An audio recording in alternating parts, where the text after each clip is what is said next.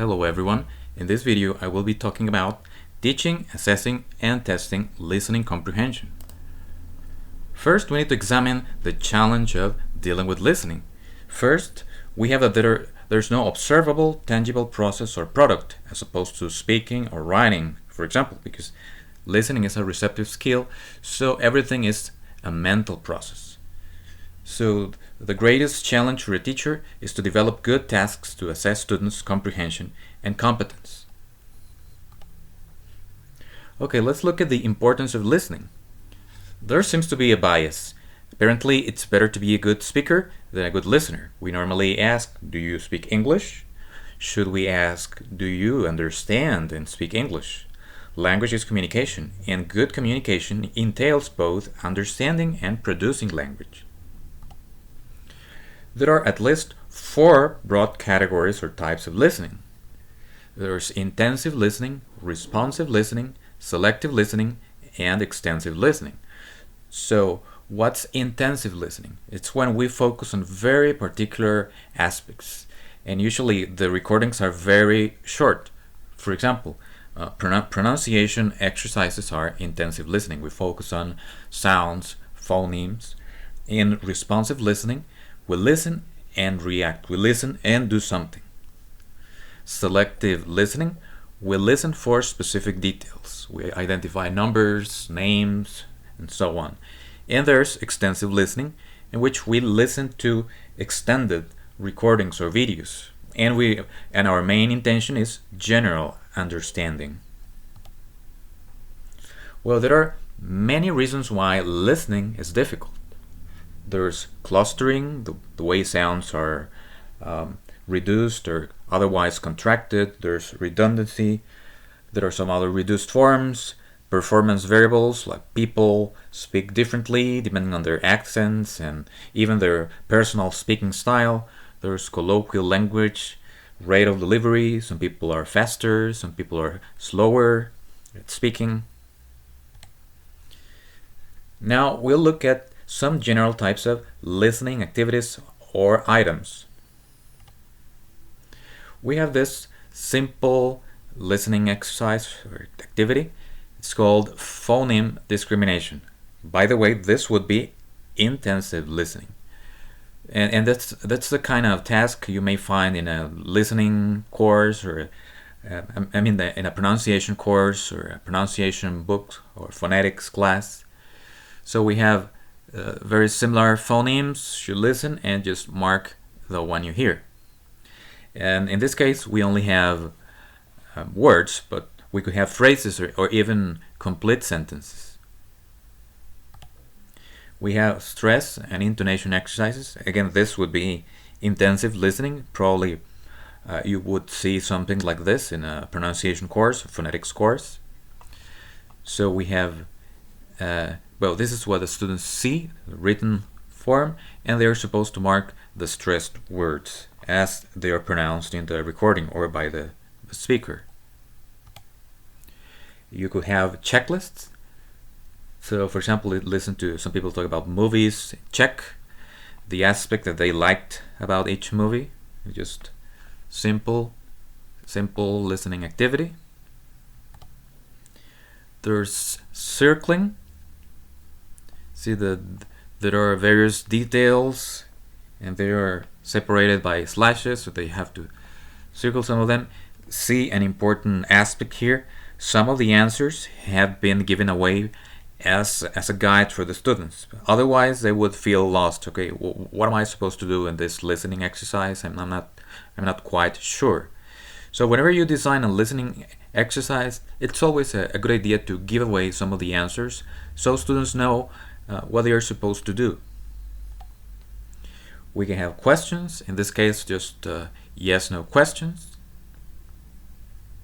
And remember, even writing yes or no would be right. If here we're not interested in grammar or perhaps spelling, because that would be a validity issue. We're testing listening comprehension, not vocabulary, grammar, or spelling.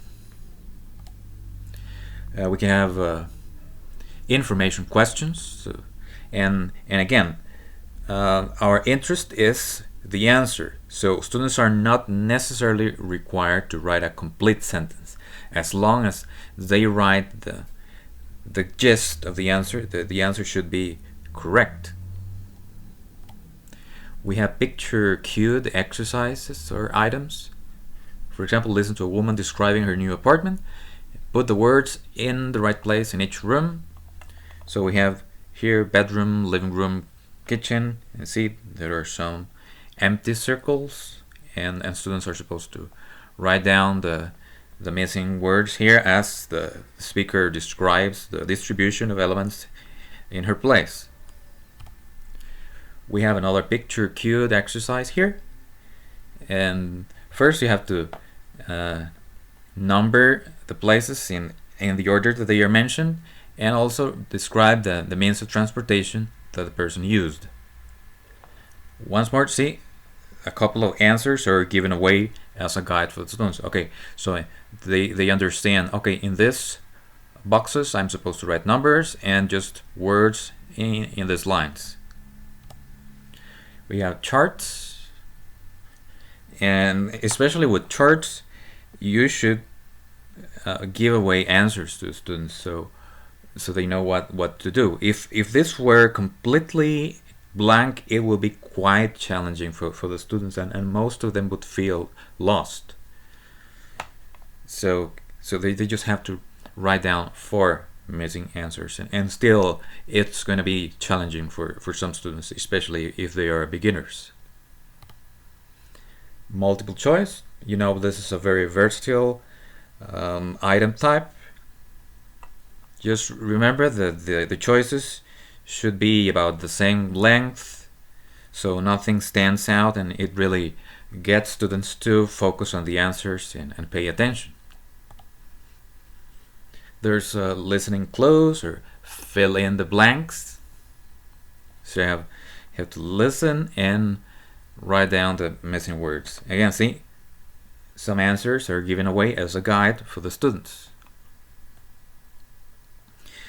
With this, it's a good idea not to expect the students to write many words in a row, because they may have missed 1 or 2, and then they just transcribe 1 word. So just focus on keywords, content words. So that's going to help you assess your students, and that's going to help your students produce the expected answers. We have unfinished statements, and so here they listen and just complete each statement with the missing words. See, 1 is given away as an example. Okay, yeah. So I need to write down a phrase here so I complete the statement. There's chronological order, just numbering this statements from 1 to 8 as they are mentioned in the video, in this case. Once more, this type of exercise is suitable for formative assessment. This is not something you should use on a test, because this also relies on memory, and that could be a validity concern. Okay, am I testing listening comprehension or memory? But as practice in the classroom, it's completely acceptable. We have addition exercises. So you have a transcript of a recording or a video, and you change some of the words and tell students, okay, you're going to listen, and if you identify any words that are different, so cross them out and write the right words. You have diagrams, and I want to be emphatic about this. So some answers are given away, so students know, all right, that's the kind of response I'm expected to produce. As with other topics, we could use true-false. Remember, this would be formative assessment. You're not allowed to use true-false on a test if you work in a public institution. Remember, only those item types that are described in the guidelines are the ones that you can actually include on a test. There's a modified version of true-false. In this case, we added a 3rd category. So we have true-false and impossible to tell. And students also need training to distinguish what true, false, and impossible to tell mean. If it's true, it's information that is already there and it's probably just expressed using different words, paraphrased. False, a false statement somehow introduces a contradiction, and if it's impossible to tell, it's something so specific there's no evidence for you to tell whether this is possible or not, according to the information found in the recording or the video. There's another modified version of true-false. In this case, students mark true-false. If a statement is false, they should write a version that makes it correct. And now we'll go over some key questions you should ask yourself about listening. How do I decide which activity item to use? By determining the specific objective of listening that is to be accomplished. For example, discriminating sounds, recognizing reduced forms, recognizing communicative functions, drawing conclusions, extracting information, and so on. How should I approach listening in the classroom when teaching it? Well, by using 3 stages. There's pre-listening, while listening, and post-listening. Okay, what do these mean? It's not that you're going to tell your students, okay, have this handout and get ready to listen to this recording or get ready to watch this video. That's going to be shocking for most of them. So we need a pre-listening stage in which you could ask some questions, brainstorm, activate vocabulary, pre-teach something. If there's a very particular cultural aspect found in the recording or the video, you should probably teach it to your students so they can be better prepared to deal with the material. Now, while listening, you actually do your task with any kind of activity, fill in the blanks, true, false, multiple choice, you name it. And post-listening, well, we need to do something with the material. Should we summarize it? Should we criticize it? Should we role play? It's up to you. But we need to do something. If there are some useful vocabulary words in the recording, well, why don't we use them in an activity? It could be writing or it could be speaking. Okay, when can I use songs? That's a very important question for teachers. Well, when teaching or assessing listening, never when evaluating it. So what's this?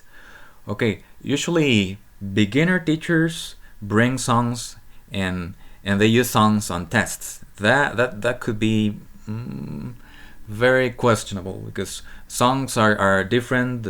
There are particular rhymes. We have to deal with the music and perhaps some background noise or background sounds.